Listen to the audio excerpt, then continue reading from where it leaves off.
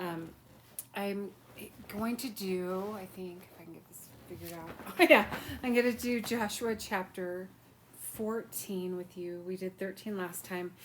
Remember 13 um, dealt with, what did 13 deal with? Oh, the allotment of the lands, the dividing of the land. So basically, Joshua is divided into three basic parts. So you have the entering the promised land, the defeating people, and then the the the land being divided up. And this land, it was important that they did that. So remember, I showed you a little map here. It's not the best map. I thought about buying this Bible map app that has just like 100 or something apps, that maybe more maps, and it's just really cool. So I might do that, but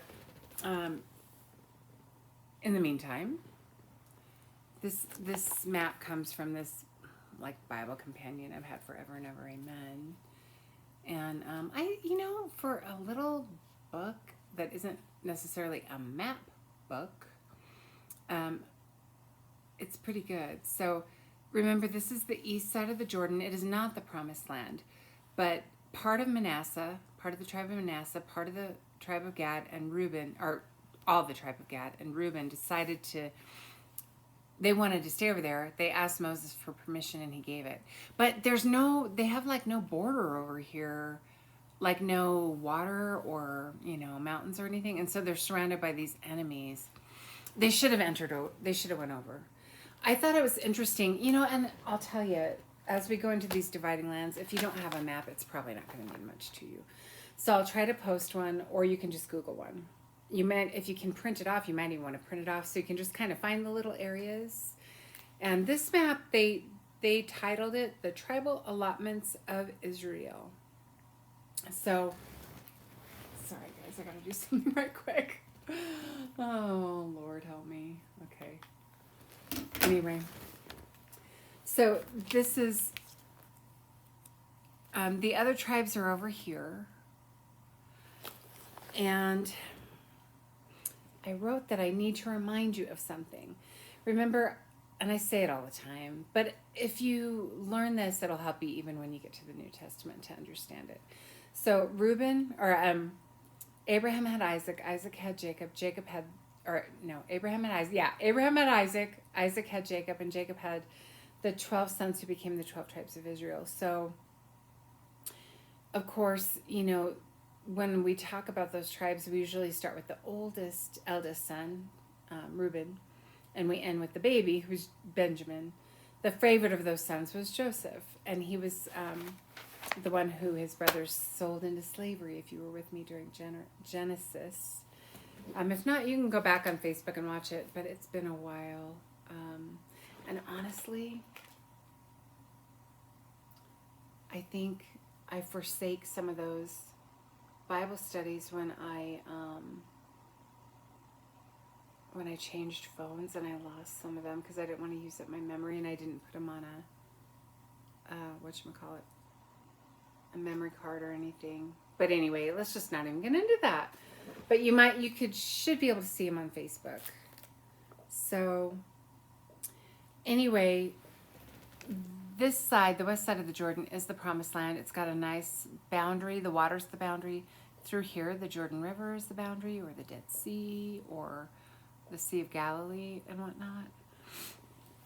So this is where the different tribes are located. And it might be easier if you just have your own map to look at that. Now, the tribe of Joseph split in two, and there's a reason for that. When their father, Jacob, and we call Jacob Israel, God renamed him Israel. That's where the country got its name. When I'm distracted by something on the TV. I don't want to admit what it is. Anyway, I'm trying not to watch it while I'm talking to you guys. I filmed this before and it was so bad. I watched it back and I thought I did not make myself clear. So I'm trying to do it again in a clearer way. I'll try not to get distracted, but I don't want to turn it off either for a specific reason. Okay, so when, the eldest son, who was Reuben in this case, usually got like a double inheritance or double blessing or whatever. Well, Reuben lost that when he was blessed by his father. He lost that because he had had an affair with one of his father's concubines. These 12 sons have 4 mothers. The 2 wives, Leah and Rachel, who are sisters, or were sisters. And then the 2 concubines, Bilhah and Zilpah. And they were the servants of Rachel and Leah. So the concubines are servants. Now, what the difference between, I read some articles, I'll tell you. I read, there was this article on faithwriters.com. You could read it if you want. It's called Wife versus Concubine, and what was the difference. And I think I read some other stuff too. But, nothing that was really, had an author listed on the internet, just like people commenting. But basically, the difference between a wife and a concubine back in those biblical times was that a wife was a free woman, like a free Israeli woman, a free Jewish woman. And then a concubine was a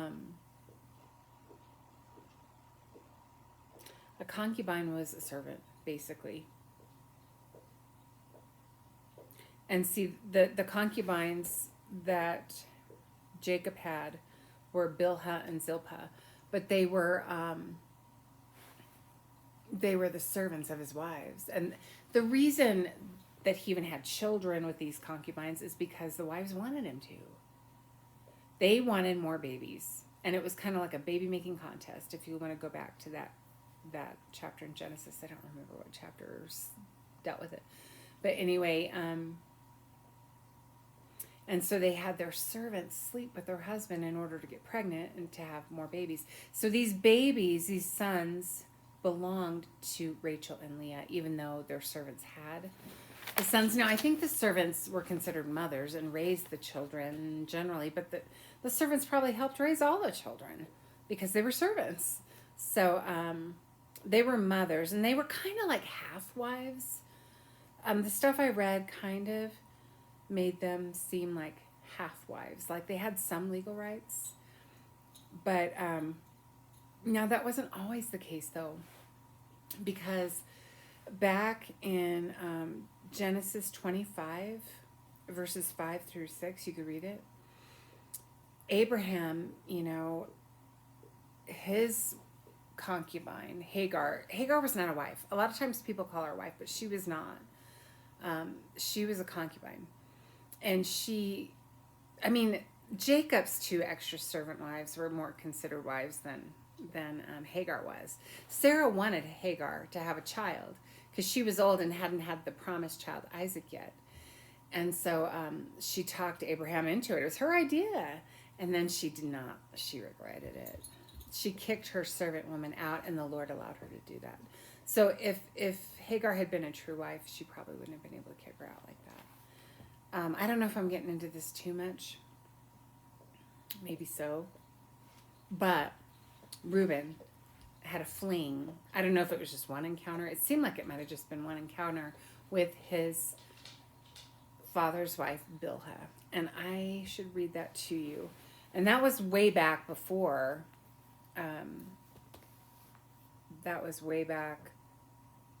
They sold Joseph into slavery. It was Genesis 35, verse 22.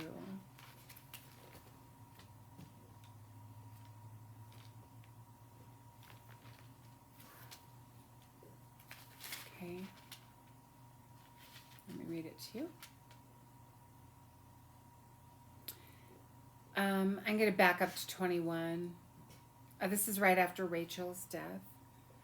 Rachel being Jacob's most favorite wife, Joseph's mother. Then Israel journeyed on and pitched his tent beyond the Tower of Eder. Israel's Jacob. It came about while Israel was dwelling in that land that Reuben went and lay with Bilhah, his father's concubine, and Israel heard of it.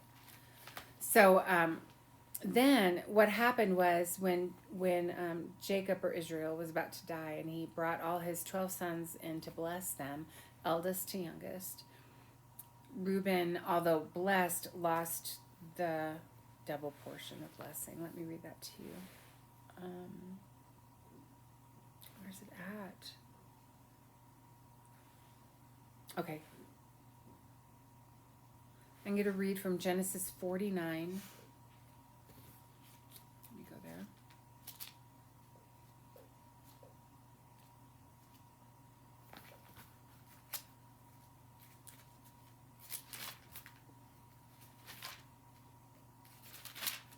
Now, the concubine must have mattered to some degree, because if she didn't matter, she had no worth to Jacob.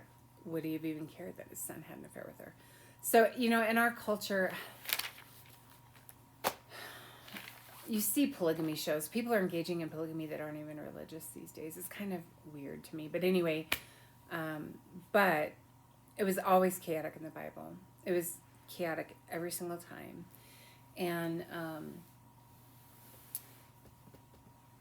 Jacob, or Israel, he did practice polygamy because he had Rachel and Leah, but he also had these other concubines. So let me go ahead and just read to you what happened as he was blessing his sons. So I'm going to read 49. I'm going to start at verse 3. He's on his deathbed, and he's blessing these sons of his. Reuben, you are my firstborn, my might and the beginning of my strength. Preeminent in dignity and preeminent in power.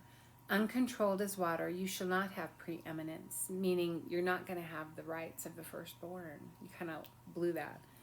Because you went up to your father's bed, then you defiled it. He went up to my couch.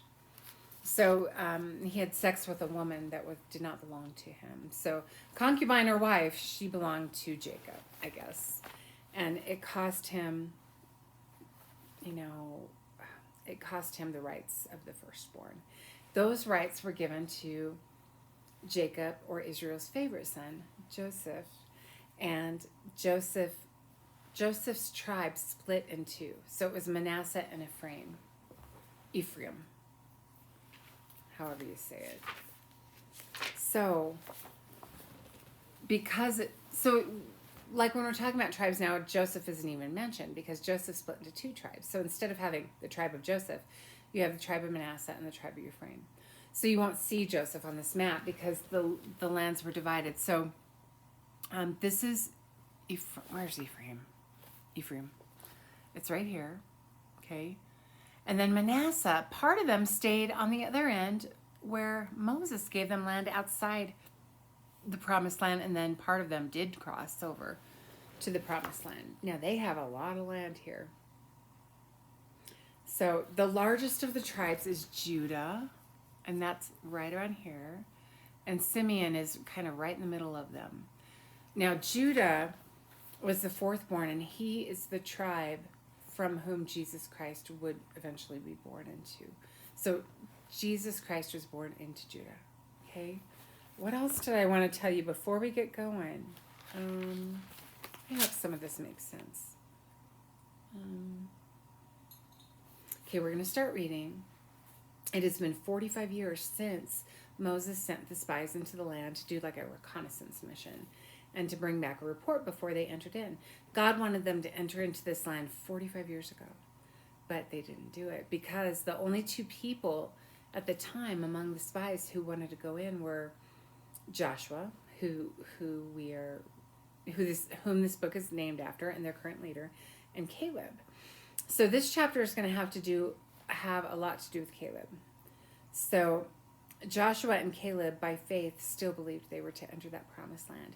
God told them that they would enter it, and that all the people their age, all the men their age would die, and that they would outlive them and enter the land.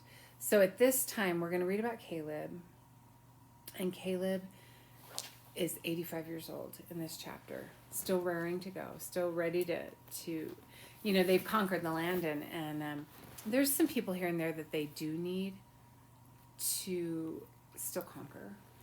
But you'll, as we read this, you'll realize that Caleb's rearing to go. It didn't matter if he's 85; he's ready to go get it. So, and he's among the tribe of Judah.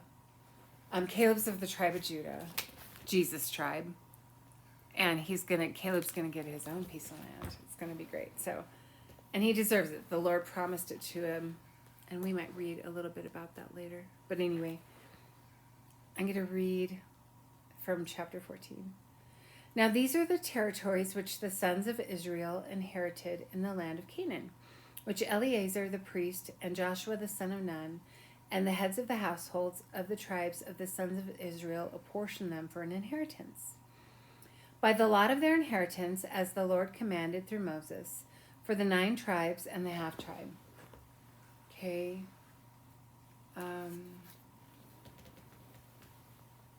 So you have 9.5 tribes here, and you have 2.5 tribes here, the half tribe being Manasseh. I guess that's why they call it the half tribe. Although, maybe that's not true, because the half tribe might be referring to the fact that Manasseh and Ephraim make up the tribe of Joseph. But let me just keep going. We could get bogged down in these little details. There's a lot of details here. Giving this land out was very important to God, to give it as an inheritance. It's God's land, and he's giving it as an inheritance. By the lot of their inheritance, as the Lord commanded through Moses, for the 9 tribes and the half tribes. So they chose these by lot, but it wasn't like just, let's roll the dice and whoever gets the highest number. It was led by the Lord, this kind of lot that they did, and I don't know what it was, but it was led by the Lord. And the bigger the tribe, the more land they got, generally speaking. Although Judah's the largest tribe, and I don't know if they have as much land as Manasseh. That's a lot of land. The lands go beyond this map. They go farther. And Israel to this day has not taken all the land that God intended them to have. So let me go ahead and keep reading. For Moses had given an inheritance of the 2 tribes and the half tribe beyond the Jordan, outside the promised land, those tribes that decided to live over there. But he did not give an inheritance to the Levites among them. For the sons of Joseph were 2 tribes, Manasseh and Ephraim. I don't know, I think that's how you say it. And they did not give a portion to the Levites in the land, except cities to live in, with their pasture lands for their livestock and for their property.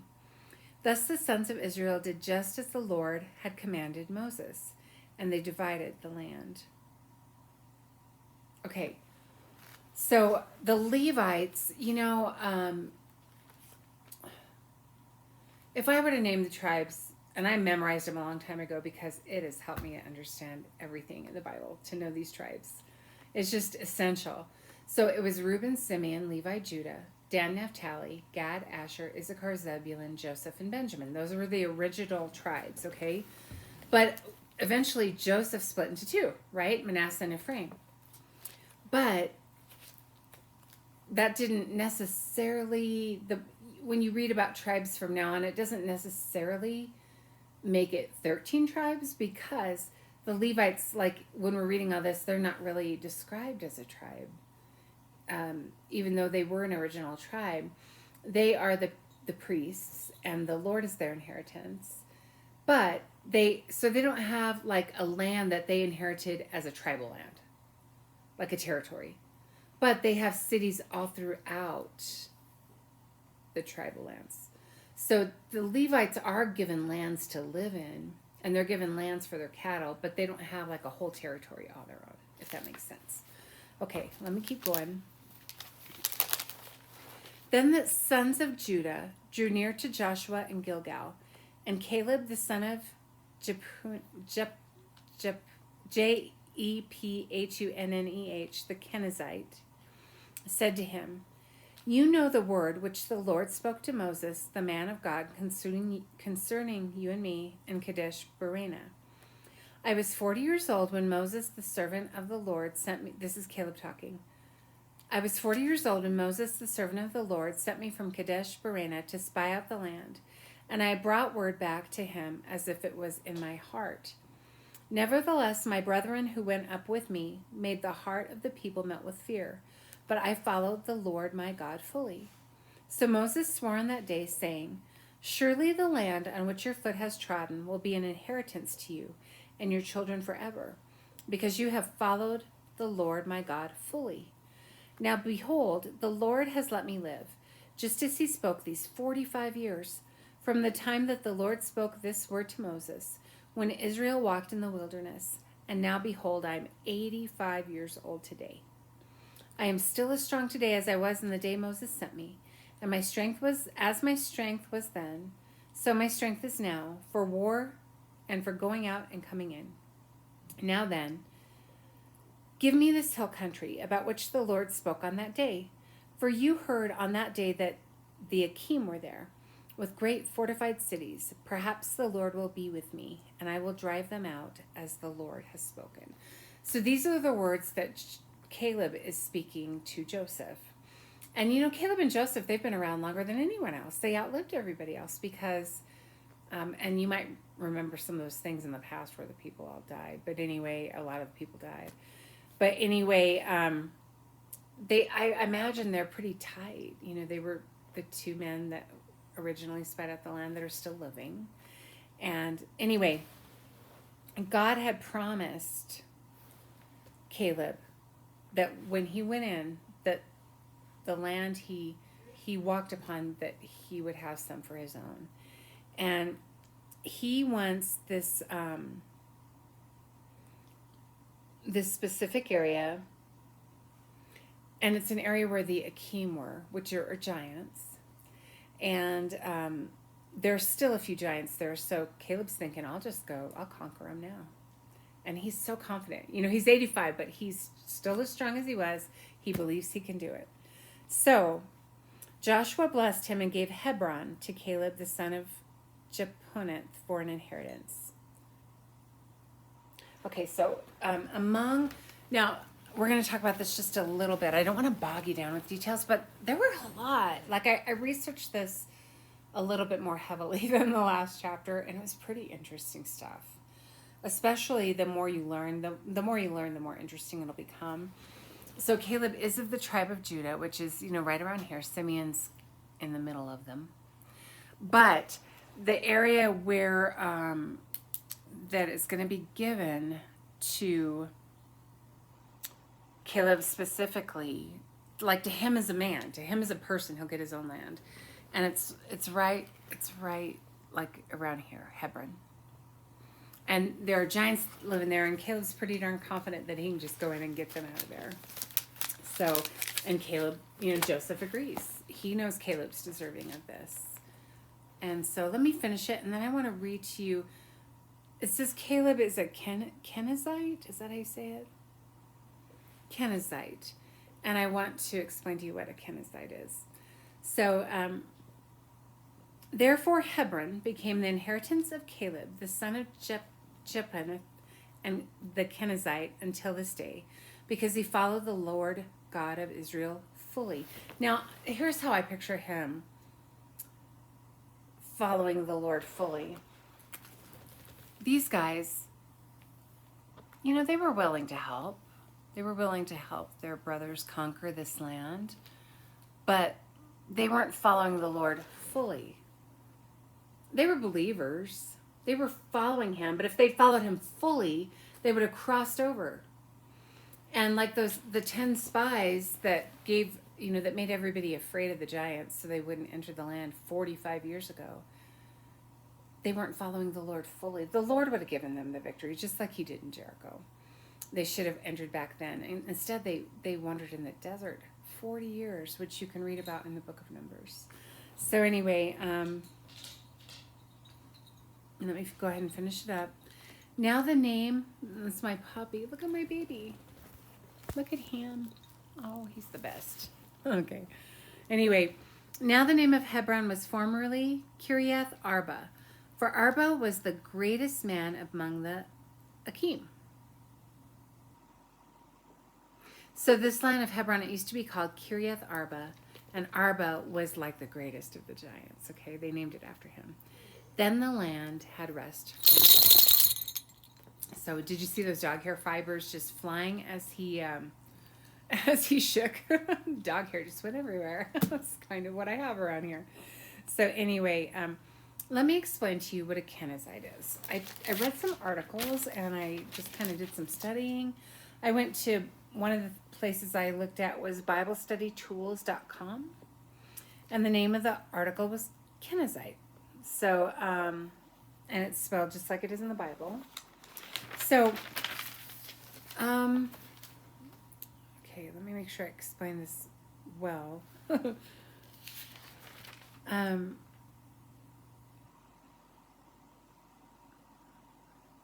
Now, in this area that we're talking about, used to be this group of people called Kenizzites.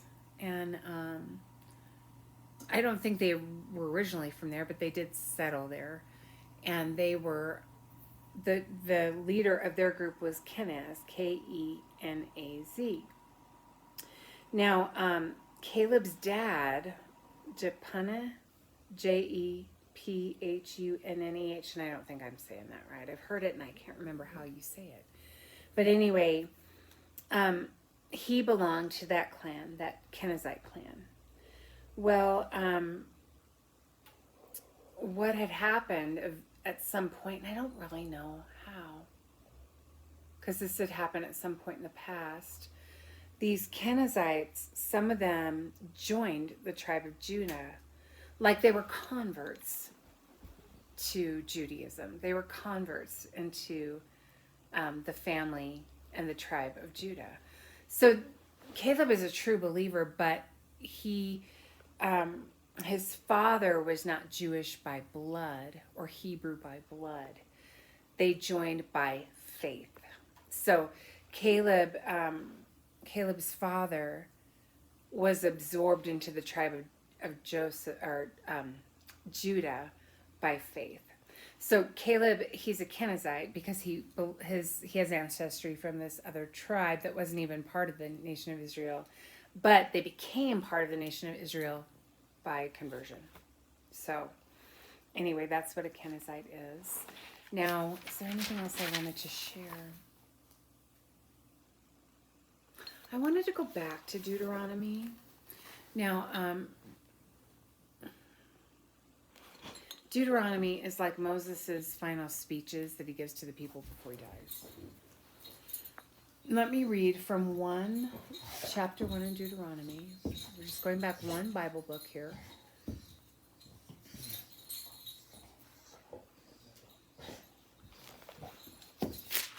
Deuteronomy chapter 1. It was actually, I studied it a while back in detail, and it was pretty interesting. Okay.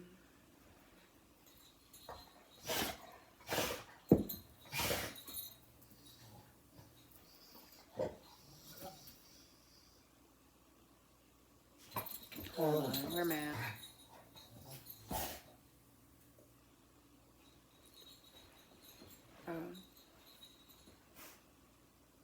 I apologize, I'm taking too long to find it. You know, Moses in 32, he's reminding them of what happened in the past and how they did not enter that promised land when they were told to. And, yeah, it was a problem. So Moses, before he dies, he reminds them of what happened. And he said in verse 32, "But for all this, you did not trust the Lord your God." Remember, we're saved through our faith. And them not entering that promised land and getting what God had for them, a promised land, they didn't do it because they lacked faith, okay? I'm going to read... okay. And then Moses goes on about it. And he said, "Except Caleb the son of Jephunneh, he shall see..." He's telling these people, none of you are going to see the promised land. "Except Caleb the son of Jephunneh, he shall see it. And to him and to his sons I will give the land on which he has set foot, because he has followed the Lord fully." So Caleb was ready to go in right then, as was Joseph. And I'm not going to read this. In 38 it says, Joseph. I said Joseph, I meant Joshua, forgive me. Joshua the son of Nun, who stands before you, he shall enter there. Encourage him, for he will cause Israel to inherit it.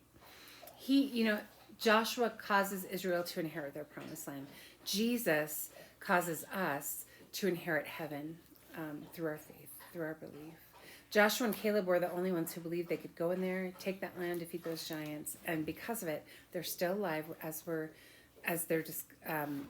these events are taking place, and they were able to enter the promised land where even Moses was not allowed to. So, and it's not that Moses didn't believe, but I think Moses in this chapter, he blames the people for him not being able to enter in. And then I'll read also in Numbers 13:22. Again, Numbers is the book that discusses the 40 years or nearly 40 years that the Israelis wandered in the desert. So chapter 13, verses 22 through 31. I'm going to go to verse 21 of chapter 13. So they went up and spied out the land. No, Ruger, get out of the trash. My dog is trying to get in the trash. I hear him. He thinks that because I'm busy, he can get away with it. Okay, verse 21. Yes, Mommy heard you. See his nose? There's his nose. So they went up and spied out the land from the wilderness of Zin as far as Rehob at Lebo Hamath. When they had gone up into the Negev, they came to Hebron. And I'm going to skip some of this.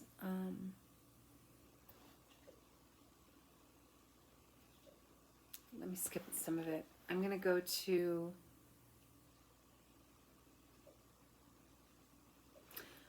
Okay, verse 28. Nevertheless, the people who live in the land are strong. This is the spies' report. And the cities are fortified and very large. And moreover, we saw the descendants of Anak there. Those are giants. Amalek is living in the land in the Negev, and the Hittites and the Jebusites and the Amorites are living in the hill country. And the Canaanites are living by the sea and by the side of the Jordan. Then Caleb quieted the people. Caleb's like, just relax. We can do this. Then Caleb quieted the people before Moses and said, we should by all means go up and take possession of it, for we will surely overcome it. But the men who had gone up with him said, we are not able to go up against the people, for they are too strong for us. So they gave out to the sons of Israel a bad report of the land which they had spied out, saying, the land through which we have gone in spying it out is a land that devours its inhabitants, and all the people whom we saw in it are men of great size. There also we saw the Nephilim, the sons of Anak are part of the Nephilim. They're part of the giants, the Nephilim. And we became like grasshoppers in our own sight, and so we were in their sight. Basically, Caleb and Joseph wanted to go in, take the giants. Let's do it. Let's go face our fears, get it over with, let's take them. And the other 10 spies were like, no, we can't. They'll destroy us. It was a lack of faith. And, there's a lot of pictures of this that we can take into our own lives, especially as believers. Satan is going to come against us. He's going to try to scare us. And Satan, he came only to kill, steal, and destroy. That's his mission. And he does that through deception a lot. The fear that these guys had of these giants, it was a deception. Because you see, when they finally, 45 years later, enter the promised land, they take Jericho like that. Now, they had some problems with Ai, but again, they didn't follow the Lord's instruction. So, if they had just went and taken the land, they could have had it 45 years ago. And all those other people would have been able to see it as well. So, anyway, a lot of times, as believers, Satan is going to try to scare us and confuse us, make us think everything's horrible and that it can't be fixed. And that's usually a deception. Those fears are usually a deception. The Word of God says, greater is he who is in me than he that is in the world. So the Holy Spirit that lives in the believers is greater than he that is in the world. There's a lot of stuff going on in our country today, a lot of evil, a lot of fraud. It's just overwhelming. Who would have thought we would have seen it the way that we have? And I see people very discouraged by that. They don't think that we can have the victory over that, but I totally think we can have the victory over that. It's just, I think that Satan wants us to think we can't have victory, because if we do think that, then we'll give up. If you can convince your enemy that you've already won, then why should they fight you? So, Caleb was able to keep a level head. Let's chill out. Let's go in. And even at 85 years old, Caleb believes he can go in and get those giants. And he wants this specific land for himself and his family. The giants that are remaining there, he'll go in and get them out. He's not intimidated. And you know what happens? That's exactly what happens. We'll read it later, but he goes in and he takes care of the rest of those giants. And it's just a wonderful picture of victory. So we shouldn't let fear we miss out on things if we let fear overtake us. And, I had a student a couple years ago. I still have this student, but it was back in the COVID times where everybody had to stay in the same room all day long, pretty much. They were with a cohort of students. Well, if you're in high school and you like the students you're with all day, that's awesome, isn't it? You can be with your friends all day. Well, there were some kids that were pretty rough in this cohort. And I went in the classroom to help out quite a bit in that particular cohort. And there were some boys in there that were really rough. And this student of mine, she felt really intimidated by them.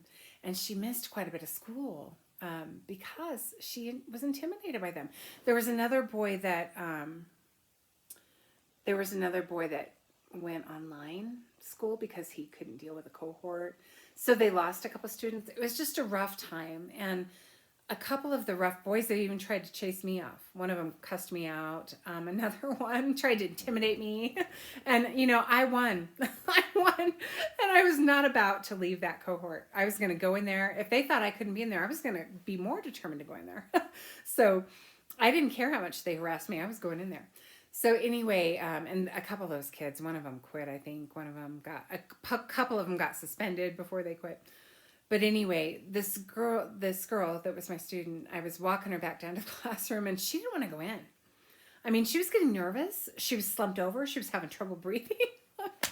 Poor kid. She, the fear was just overcoming her that these few boys would bully her. So anyway, I just encouraged her. I just said, shoulders up, head high. And I just told her, you're going to walk in that classroom like you own it. You walk in there like you own it, whether you feel like it or not. So I counted down, and when I got to 0, she had to walk through the door. So we did 5, 4, 3, 2, 1, and in she went. And to me, that was just a victorious act. Whether it's the little things in life or the small things. Now that might seem like a little thing, but to her it was not a little thing. And the same with our lives, especially as Christians. Everybody tries to shut us up. Everybody tries to tell us we can't have opinions. They try to belittle us, make us afraid of losing our jobs, yada, yada, yada.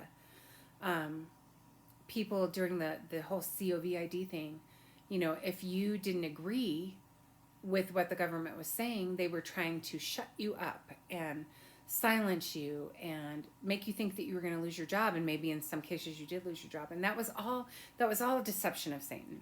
It was all Satan. And some people could see that. And I know people who, they're like, fire me if you want to. I'm not doing what you say. Fire me if you want to. But anyway, there's a lot of stories that go on about that. But anyway, those are just kind of analogies that can go along with what we're reading there. Caleb was just like, let's just go do it. So sometimes if we feel like the Lord wants us to do something, we just have to go do it. Afraid if necessary, but just go do it. So anyway, we'll talk more about these things later, but I hope you enjoyed that chapter and I'll talk to you later. Bye.